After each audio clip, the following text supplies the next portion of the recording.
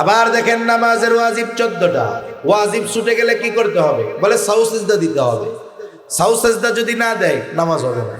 বলে নামাজের ওয়াজিব 14টা। এখন যদি নামাজি এই 14টা ওয়াজিব না জানে, যদি কোনো একটা ওয়াজিব তার থেকে ছুটে যায়, সে টেরও পাবে না, বুঝতেও পারবে না, জানতেও পারবে না। যেহেতু জানতে পারে নাই, সাউ সিজদাও দিবে না। সাউ সিজদা দিবে না, তার নামাজও হবে না। আবার নামাজ ভঙ্গের কারণ আছে 19টা। বলে 19 কারণ থেকে যদি একটি কারণ পাওয়া যায়, তার নামাজ থাকবে না। এখন নামাজি যদি নামাজ ভঙ্গের 19 কারণ না জানে, দেখা গেল নামাজের মধ্যে তার নামাজ ভঙ্গের কারণ পাওয়া গেল, সে বুঝতেও পারে নাই, টের উপায় নাই। সে জানুক আর না জানুক, বুঝুক আর না বুঝুক, নামাজ ভঙ্গের কারণ পাওয়া যাওয়ার কারণে তার নামাজ থাকবে না। আবার দেখেন তহারত সম্পৃক্ত মাসালাগুলো জানা দরকার। কেন? বলে অজু ভঙ্গের কারণ 19টা। নামাজের মধ্যে যদি অজু ভঙ্গের কারণ 7টা, অজু ভঙ্গের এই 7টি কারণ থেকে যদি একটা কারণ পাওয়া যায় নামাজের মধ্যে, অজু থাকবে না। অজু থাকবে না তো তার নামাজ থাকবে না। আবার দেখেন গোসলের ফরজ 3টা। যদি এই ফরজ সমূহ থেকে কোনো একটা ছুটে যায়, বাদ যায়, বলে তার পবিত্রতা অর্জন হবে না। পবিত্রতা অর্জন হলো না তো তার ইবাদত গুলাও হবে না। আমি তো শুধু নামাজ নিয়ে বললাম আর কি, এরকম প্রত্যেকটা ইবাদত যেটা আমাদের জন্য জরুরি, বলে ওই বিষয়ের মাসলা মাসাইল গুলাও জানা জরুরি। কিন্তু অবস্থা কি? অনেক জায়গার মুসল্লি না জানলেও ইমামের কাছে শিখতে চায় না। কেন? কারণ ইমামের উপরে গরম গরম কথা কয়। ওই ইমাম যদি জানতে পারে যে এই মুসল্লি দোয়ায় কোনো জানে না, তাহলে ইজ্জত থাকবো? শরম পাইবো, তাই না? এই জন্য ইমামের সামনে শিখতে চায় না, বলতে চায় না। আচ্ছা, আপনি এই ইমামের কাছে লজ্জার কারণে আপনি আপনার অজানা বিষয়গুলো তার থেকে জানতেছেন না, লজ্জা পাইতেছেন। লজ্জার কারণে কি হলো? তার ইবাদত হচ্ছে না। এখন ইবাদত না হওয়ার কারণে কি হবে? আখিরাতে সাইজ আছে না নাই? জোরে বলেন, আছে না নাই? এখন বলেন, দুনিয়ায় ইমামের কাছে লজ্জা পাওয়া ভালো নাকি আখিরাতে শাস্তি পাওয়া ভালো? ইমামের কাছে লজ্জা পাওয়া ভালো না? তাহলে আমাদের যাদের মনে হয় যে না আমরা ফরজ পরিমাণ ইলম অর্জন করতে পারি নাই, আপনি যদি আপনার মসজিদের ইমাম সাহেবকে গিয়ে বলেন যে ইমাম সাহেব, আমরা তো ফরজ পরিমাণ ইলম আমাদের মধ্যে আছে কিনা জানি না, কিন্তু যতটুকু ইলম শেখা ফরজ, আমরা তো কাজের মানুষ, ব্যস্ত মানুষ, রাতের বেলা সময় ছাড়া সময় পাই না, আমাদের এশার পরে আধা ঘন্টা 1 ঘন্টা সময় দিয়ে আমাদের মাসলা মাসাইল গুলো শিখায়া দেন, সূরা কেরাত গুলো শুদ্ধ করায়া দেন। বলেন তো বাংলাদেশের কোন ইমাম বলবে যে আমার টাইম নাই, পারবো না? এরকম কেউ আছে বলার মতো? বরং স্বতঃস্ফূর্তভাবে দায়িত্ব নিয়ে আমরা যারা পারি না আমাদেরকে তারা শিখিয়ে দিবে। কিন্তু আফসোস, ওই যে আমি যে সূরা ফাতিহা শুদ্ধ পারি না, এটা যদি যাই না যায় ইজ্জত থাকবো? এই জন্য আমার সূরা কেরাত শুদ্ধ করার দরকার নাই, ইমাম সাহেবের কাছে লজ্জা পাওয়ার দরকার নাই। এই লজ্জা ভাঙতে হবে। এই লজ্জার কারণে আমার ইবাদত নষ্ট হচ্ছে, আমল নষ্ট হচ্ছে, আখিরাতে শাস্তির ভান্ডার জমা হচ্ছে আমার জন্য। এজন্য আমরা শিখবো। আল্লাহ তৌফিক দান করেন, বলি আমিন। 3-4 নাম্বার যেই জিনিসটা লাগবে, বলে তার উপার্জন এবং খাবার উভয়টা হালাল হতে হবে। শুধু খাবার হালাল হলে হবে না, উপার্জনের উৎসটাও হালাল হতে হবে। এই জন্য অনেক সময় অনেক মানুষ বিভিন্ন জায়গায় কর্ম করে, খুব পরিশ্রম করে। এক যুবক এসে বলে, ভাই ঢাকায় আমি একটা রেস্টুরেন্টে চাকরি করি, 12 ঘন্টা ডিউটি, একটুও ফাঁকি দেওয়ার উপায় নাই, পুরো আমার হালাল ইনকাম। তা তুমি কোন রেস্টুরেন্টে চাকরি করো? বলে অমুক চাইনিজ রেস্টুরেন্টে। তোমার কাম কি? বলে মানুষজন আসলে তাদেরকে ড্রিঙ্ক সাপ্লাই দেওয়া। ড্রিঙ্ক মানে বুঝেন তো, মানে মদ সাপ্লাই দেওয়া।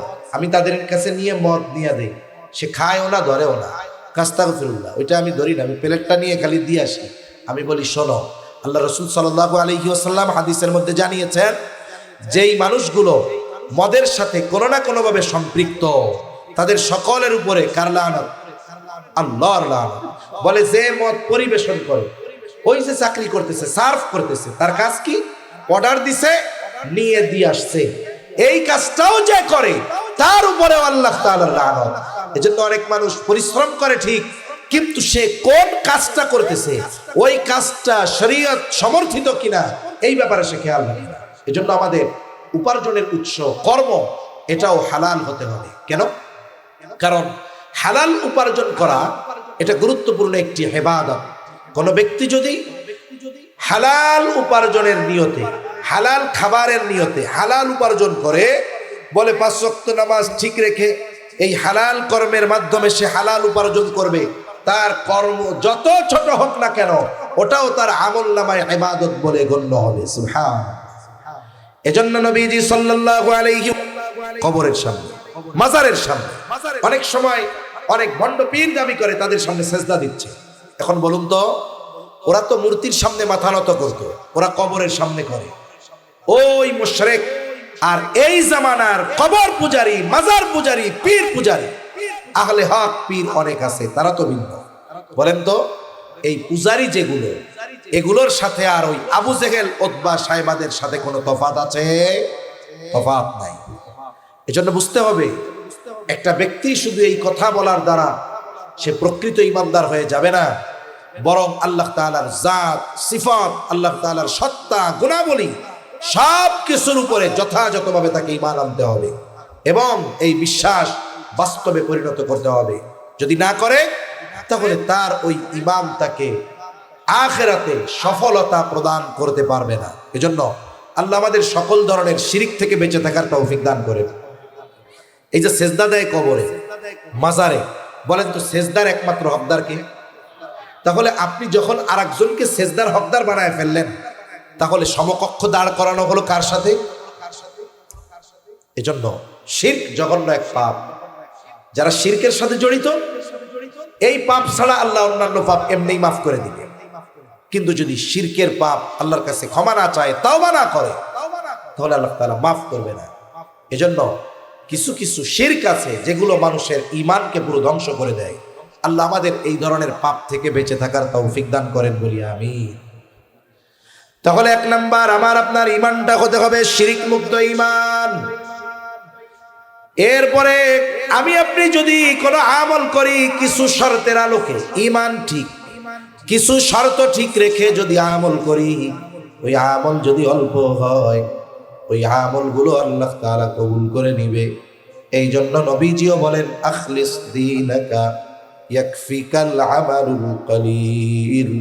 তোমার ঈমান খাঁটি করো, অল্প আমল নাজাতের জন্য যথেষ্ট হয়ে যাবে।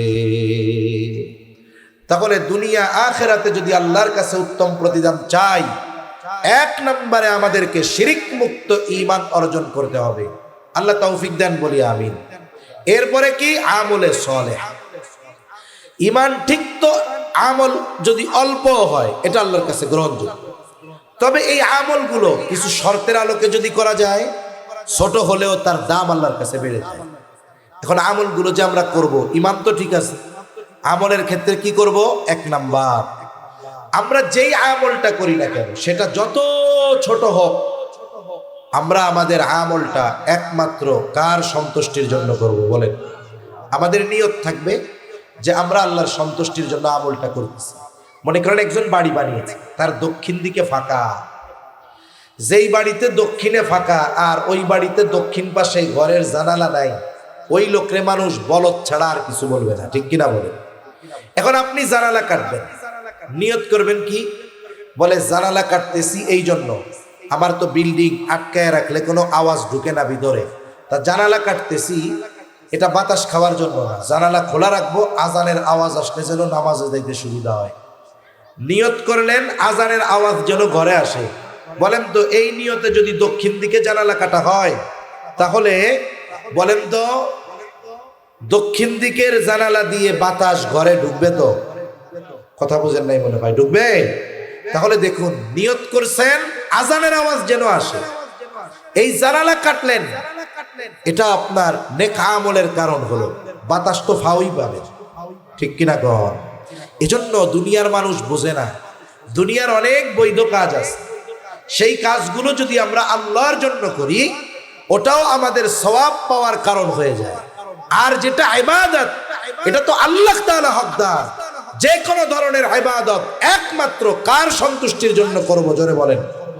আমার নিয়তকে আগে পরিশুদ্ধ করতে হবে যে আমার সব কাজ একমাত্র আল্লাহর জন্য। যদি এটা আমার ঠিক থাকে, নিয়তের মধ্যে বিশুদ্ধতা থাকে, আমার যদি ইখলাস ঠিক থাকে, বলে ওই আমল অল্প হলেও আল্লাহ তাআলার কাছে দামি হয়ে যাবে। তাহলে 1 নাম্বার বলে ইবাদত করতে হবে একমাত্র আল্লাহ তাআলার জন্য। আমি যদি আমার নিয়তকে বিশুদ্ধ করতে পারি যে আমার এই কাজ আল্লাহর জন্য, দ্বীনি মাহফিল আল্লাহর জন্য, আমি বলতেছি আল্লাহর জন্য, আমরা শ্রবণ করতেছি আল্লাহর জন্য, বলে আমার নিয়ত যদি পাক্কা থাকে, আর নবীজিও জানায় দেন আমরা আমাদের কর্মের কর্মফল নিয়তের আলোকেই আমরা লাভ করে থাকি। অনেক ভালো কাজ করছে, নিয়তের মধ্যে গড়মিল, কোনো প্রতিদান আল্লাহর কাছে নাই। আরেকজন ছোট কাজ করছে, নিয়ত বিশুদ্ধ আল্লাহর জন্য, বলে ওই ছোট কাজের বড় প্রতিদান তাকে দিবেন কে? আল্লাহ। জন্য 1 নম্বরে আমরা আমাদের নিয়তকে বিশুদ্ধ করব। 2 নাম্বার বলে যেই আমল আমরা করব একমাত্র আল্লাহ রাসূলুল্লাহ সাল্লাল্লাহু আলাইহি ওয়াসাল্লামের তরিকায় করব, আল্লাহর সন্তুষ্টির জন্য রাসূলের তরিকায় করতে হবে। কারণ এই পৃথিবীতে এমন কোনো ইবাদত নাই যেই ইবাদতের মধ্যে নবীজির তরিকা নাই। দুনিয়াতে এমন জিনিস, সুন্নাত তো এমন জিনিস, দুনিয়াবি এমন কিছু কাজ আছে যেই কাজগুলো করলে সওয়াবও নাই, না করলে গুনাহও নাই। কিন্তু এই কাজগুলো কেউ যদি সুন্নাত তরিকায় করে, ইবাদত সহজতার নিয়তে করে, বলে ওই ধরনের কাজগুলোও তার আমলনামায় সওয়াবের কাজ হিসাবে গণ্য হয়ে যায়। আমরা খানা খাই না, খাবার খাই তো কেন খাই? ক্ষুধা নিবারণের জন্য, দুর্বলতা দূর করার জন্য। এই নিয়ত বাদ দিয়ে আমরা খাবার খাবো, নিয়ত করব কি? খাইতেছি কেন?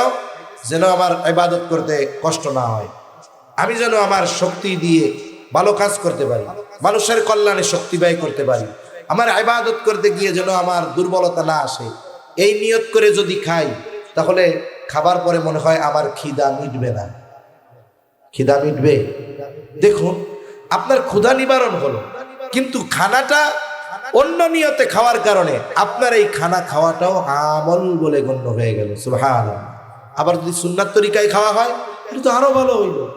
এজন্য দুনিয়াবি সাধারণ কাজগুলো নিয়ত এবং সুন্নতের কারণে ইবাদতে পরিণত হয়।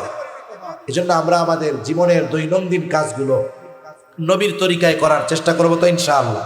আর ইসলাম তো এমন এক জীবন ব্যবস্থা যেখানে সব কিছু আছে। আমি রাস্তা দিয়ে হাঁটবো ডান পাশ দিয়ে, কেন? নবী ডান পাশ দিয়ে হাঁটতে বলছে। আমি নিচের দিকে তাকিয়ে হাঁটবো, কেন? রাস্তায় চলার সময় নিচের দিকে তাকিয়ে হাঁটা।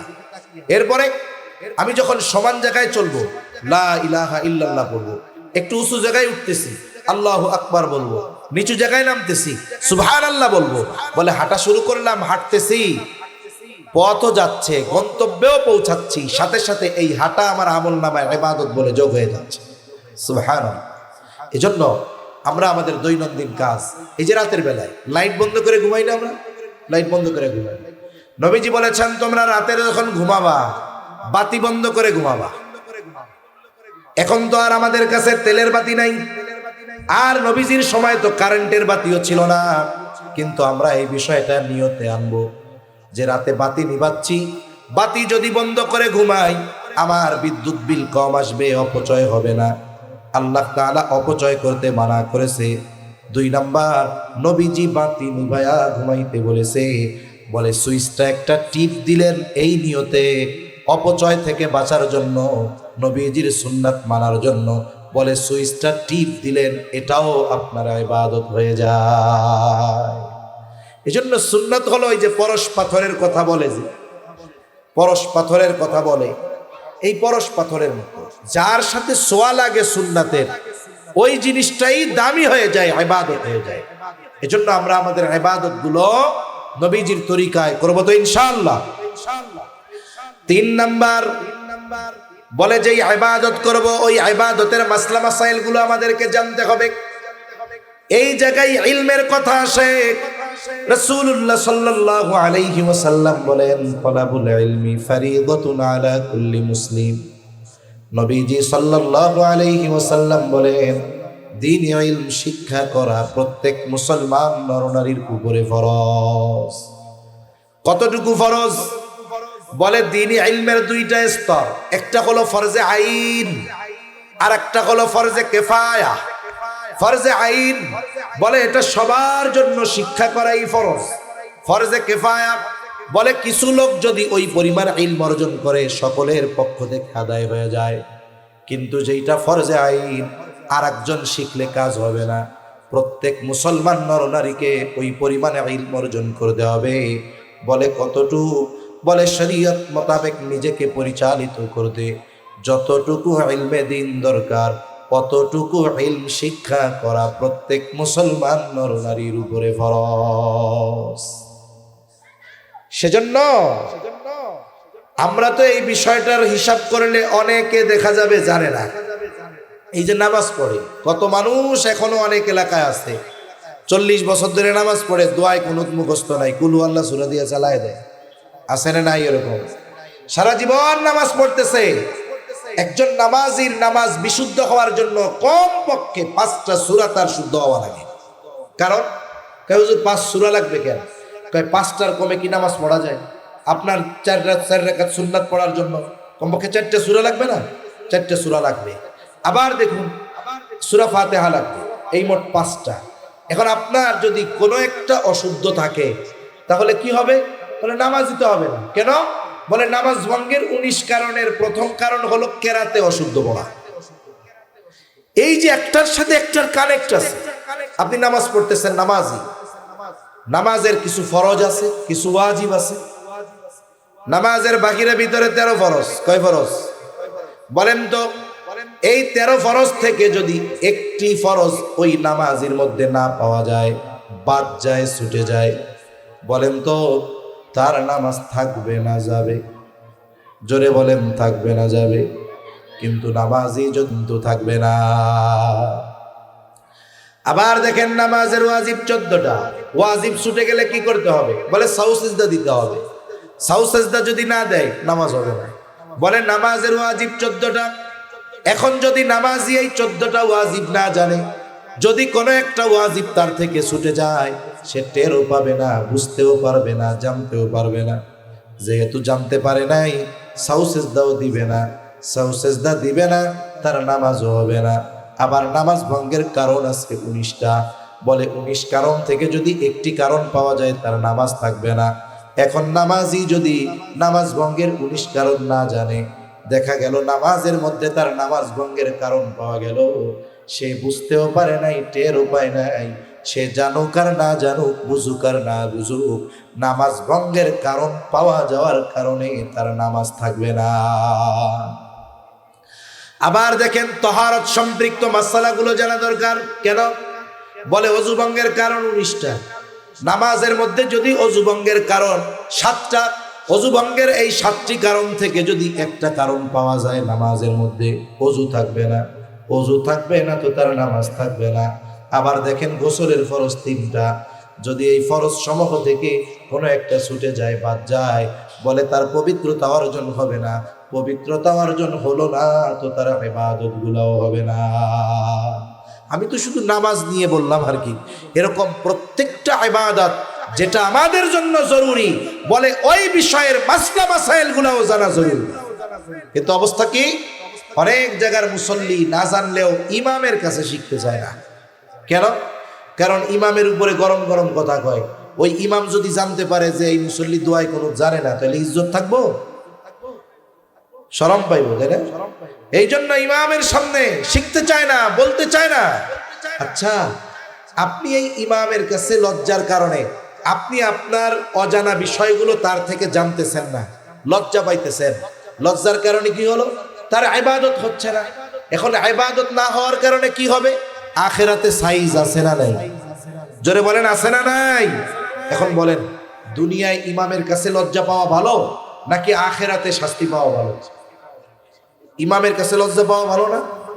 তাহলে আমাদের যাদের মনে হয় যে না আমরা ফরজ পরিমাণ ইলম অর্জন করতে পারি নাই, আপনি যদি আপনার মসজিদের ইমাম সাহেবকে গিয়ে বলেন যে ইমাম সাহেব, আমরা তো ফরজ পরিমাণ ইলম আমাদের মধ্যে আছে কিনা জানি না, কিন্তু যতটুকু ইলম শেখা ফরজ, আমরা তো কাজের মানুষ, ব্যস্ত মানুষ, রাতের বেলা সময় ছাড়া সময় পাই না, আমাদের এশার পরে আধা ঘন্টা 1 ঘন্টা সময় দিয়ে আমাদের মাসলা মাসাইলগুলো শিখায়া দেন, সূরা কেরাত গুলো শুদ্ধ করায় দেন।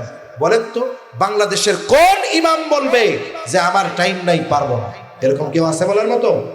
বরং স্বতঃস্ফূর্তভাবে দায়িত্ব নিয়ে আমরা যারা পারি না আমাদেরকে তারা শিখিয়ে দিবে। কিন্তু আফসোস, ওই যে আমি যে সূরা ফাতিহা শুদ্ধ পারি না, এটা যদি যাই না যায় ইজ্জত থাকবো?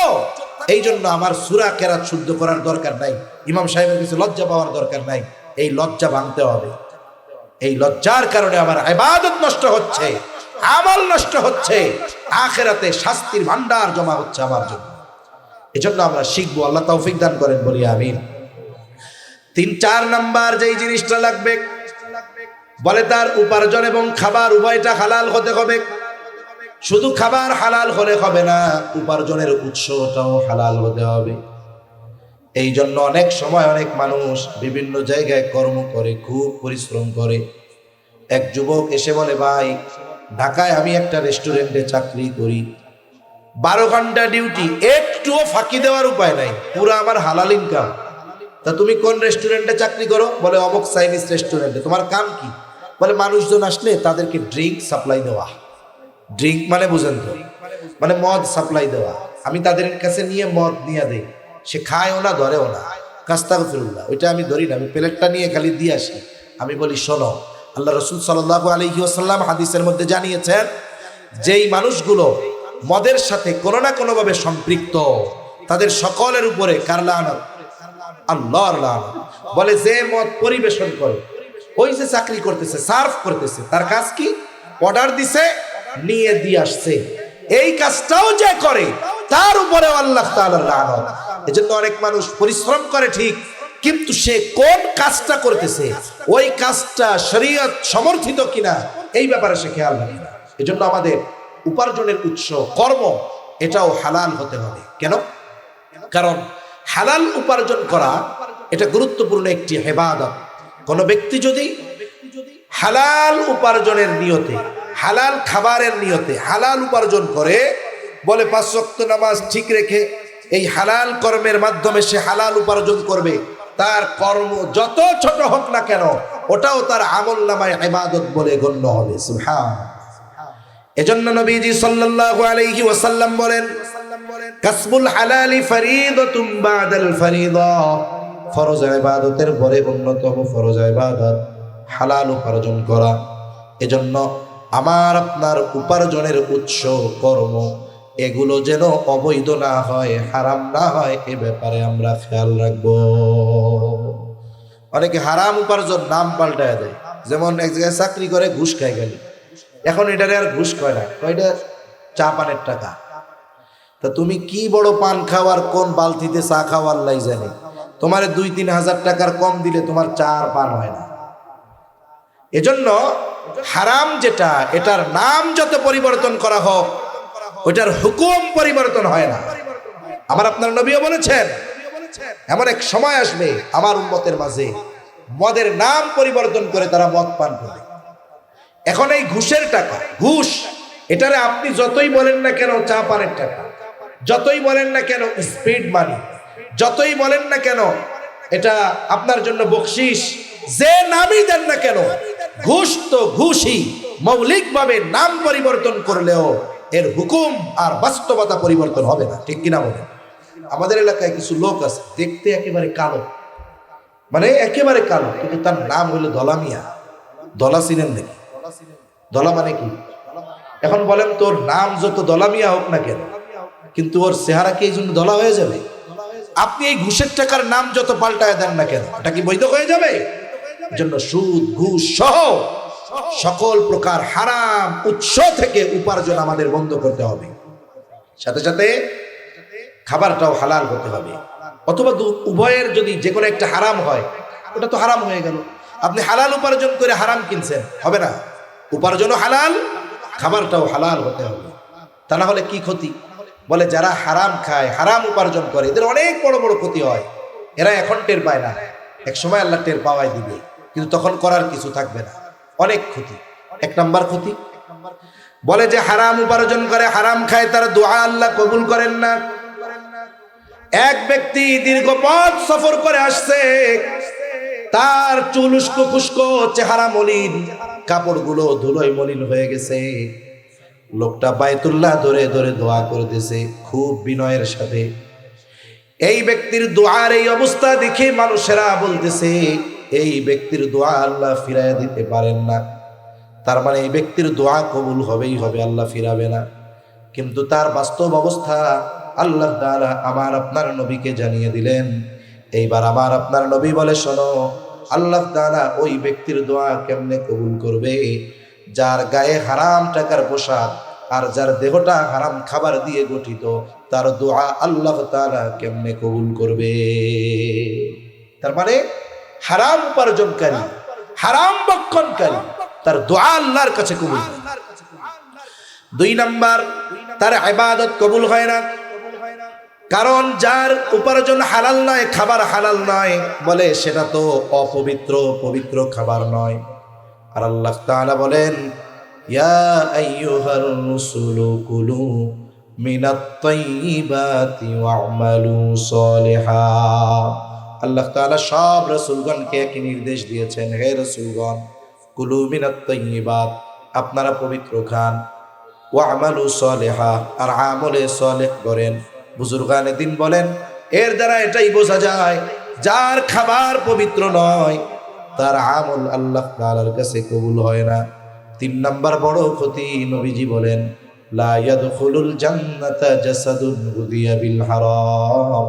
নবী আমার বলেন, হারাম ভক্ষণকারীর শরীর জান্নাতে প্রবেশ করবে না।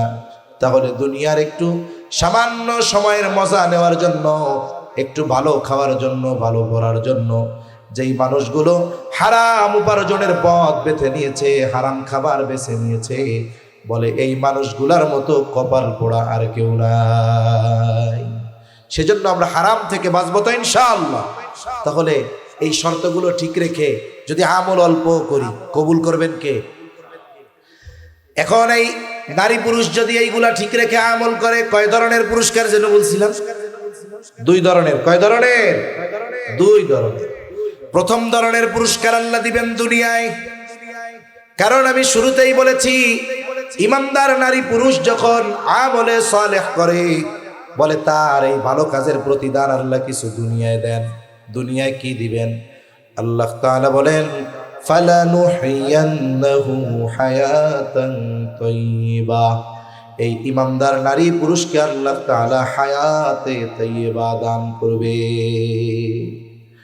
হায়াতে তাইয়্যিবার লম্বা আলোচনা সংক্ষিপ্তভাবে বলি, আল্লাহ তাআলা তাকে সুখময়, পবিত্র, সুখময় এক জীবন দিবে, শান্তিময় জীবন দিবে, স্বল্পে তুষ্টতা দিবে। আল্লাহ তাআলা তার ইবাদতের মধ্যে মজা দান করবে, সাথে সাথে আল্লাহ তাআলা তাকে সম্মানজনক রিজিক দিবে। এটা দিবে দুনিয়ায়। বলেন তো, দুনিয়ায় কেউ যদি স্বল্পে তুষ্টতা অর্জন করতে পারে, ইবাদতের ক্ষেত্রে মজা অর্জন করতে পারে, প্রয়োজনীয় সম্মানজনক রিজিকের ব্যবস্থা যদি তার হয়ে যায়, এই দুনিয়ায় প্রকৃতপক্ষে একটা মানুষের জন্য আর কিছু দরকার আছে নাকি? আল্লাহ বলেন দিয়া দিব। আখেরাতে কি দিবে? বলে আমরা যে আমল করি, মনে করেন একজন 100 বছর হায়াত পেয়েছে, এই 100 বছরে একটাও গুনাহ করে নাই। কথার কথা, 100 বছরে এক মুহূর্ত সে ঘুমায় নাই, 100 বছরে এক মুহূর্ত জরুরত ছাড়া তার কোনো সময় জিকির ছাড়া যায় নাই, ইবাদত ছাড়া যায় নাই। এইরকম যদি কোনো ব্যক্তি 100 বছর ইবাদত করে, বলে আল্লাহ তাআলা এর বিপরীতে 100 বছর তাকে যেই নিয়ামত দিয়েছেন, বলে ওই 100 বছরের ওই রকম ইবাদত দিয়ে 100 বছরের নিয়ামত না, 1 বছরের নিয়ামতের প্রতিদানও মূল্য ওই 100 বছরের ইবাদত দ্বারা করা সম্ভব নয়। তার মানে আমরা যে ইবাদত করি ওটা দিয়ে জান্নাত পাওয়া সম্ভব, কিন্তু আল্লাহ বলেন, বান্দা আমার খাজানায় তো অভাব নেই। এখন তুমি যদি এই শর্তগুলো ঠিক রেখে করো, তাহলে কি হবে? ওয়ালা নাজজিয়ান্নাহুম আজরাহুম বিআহসানি মা কানু ইয়ামালুন। মূল কথা হইল, আমরা যে আমল করি আল্লাহ তাআলা এই আমলের বিপরীতে অতি উত্তম প্রতিদান আল্লাহ তাআলা আমাদের দান করবে। তার মানে আখিরাতে অনন্তকালের অফুরন্ত নিয়ামতে ভরপুর জান্নাতের মালিক হওয়া যাবে। এজন্য আমরা আমাদের ঈমানকে পরিশুদ্ধ করে পুরুষ হোক আর নারী হোক আল্লাহ তাআলার হুকুম আহকামগুলো মেনে চলবো তো ইনশাআল্লাহ। আর বিশেষ করে আমাদের মা বোন যারা আছে, আপনারা শুধু যদি মনে করেন নামাজ রোজা করছেন, তাসবিহ তাহলিল করছেন, এতেই শেষ, না না, অবশ্যই আপনাকে শরীয়তের স্পেসিফিক কিছু নির্দেশনা যেগুলো আপনাদের জন্য রয়েছে, বিশেষ করে পর্দার বিধান, স্বামীর আনুগত্যের বিধান, এই বিষয়গুলোর ব্যাপারে যত্নশীল হতে হবে। তাহলে আশা করা যায় আমরা দুনিয়ায়ও কামিয়াব, আখিরাতেও কামিয়াব। আল্লাহ সুবহানাহু ওয়া তাআলা আমাদের সকলকে কথাগুলো বুঝবার তৌফিক দান করেন। সকলে বলি আমিন, আরো জোরে বলি আমিন। ওয়া আখিরু দাওয়ানা আলহামদুলিল্লাহি রাব্বিল আলামিন। আসসালামু আলাইকুম ওয়া রাহমাতুল্লাহি ওয়া বারাকাতুহু। সুবহানাল্লাহ।